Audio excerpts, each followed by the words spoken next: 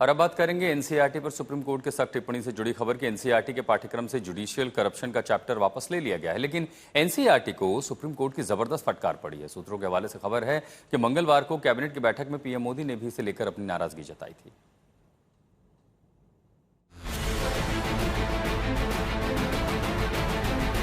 National council of education research and training यानी NCERT की एक किताब अब आपको देखने को नहीं मिलेगी, क्योंकि सुप्रीम कोर्ट ने कक्षा 8 की सामाजिक विज्ञान की इस किताब पर बैन लगा दिया।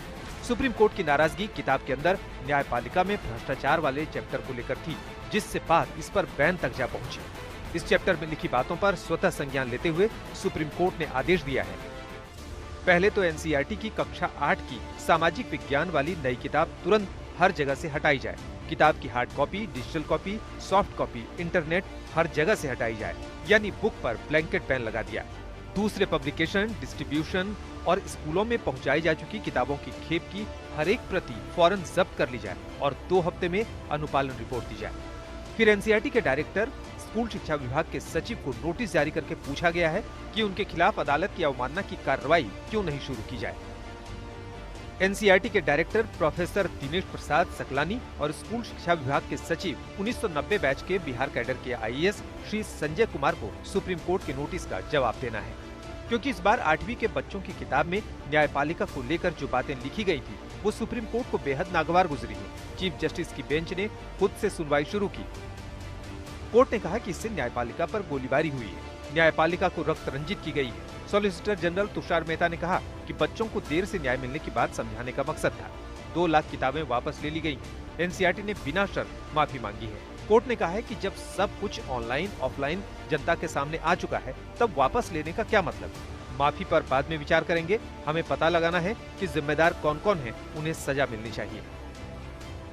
किताब में इस तरह से एक सिंगल आउट करना, ये एक अभियान का लगता है, एक मुहिम है कि एक इंस्टीट्यूशन को बदनाम किया जाए। आप सब बताइए, यंग बच्चे हैं, वो जब किताब पढ़ेंगे और उनको इस तरह की बात आएगी तो उनको लगेगा कि जुडिशरी तो बहुत गलत जगह है, वहां तो हमको जाना भी नहीं चाहिए। अच्छे बच्चे सोचेंगे कि भाई यहाँ तो वकील बनना या जज, या ये सोचेंगे कि जितने वकील जज हैं सारे यही इस तरह का काम कर रहे हैं। तो मतलब बहुत ही दुर्भाग्यपूर्ण है और इसमें क्रिमिनल कंटेम्प्ट होना चाहिए। मैंने भी इसको पूरा समर्थन दिया है। वही नहीं करने की वजह से आज के दिन 40% जो पार्लियामेंटेरियंस हैं या जो एमएलएज हैं वो सीरियस क्रिमिनल बैकग्राउंड वाले हैं और पूरा देश किस दिशा में जा रहा है उसकी हम लोग सबको समीक्षा करनी चाहिए। तो आपको अगर कुछ करना है तो इस तरह की बात कीजिए। जुडिशरी की बात कर रहा है, जुडिशरी अगर सारे अंगों में देखा जाए, इस देश के सारे जो 3 पिलर्स हैं उनमें जुडिशरी सबसे आगे है। इस मामले में अब सुप्रीम कोर्ट ने एनसीईआरटी से उन कमेटी मेंबर्स के नाम भी मांगे जिन्होंने 8वीं की किताब का ये चैप्टर पास किया। किताब में लिखी बातें लाखों करोड़ों लोगों तक पहुंच चुकी थी, जिसे लेकर सुप्रीम कोर्ट ने सख्त ऐतराज जताया है। दरअसल इस किताब में न्यायपालिका की चुनौतियों का जिक्र करते हुए भ्रष्टाचार के बारे में लिखा गया था कि लोग न्यायपालिका में भ्रष्टाचार का सामना करते हैं। इससे गरीब जरूरतमंदों के लिए न्याय मुश्किल हो सकता है।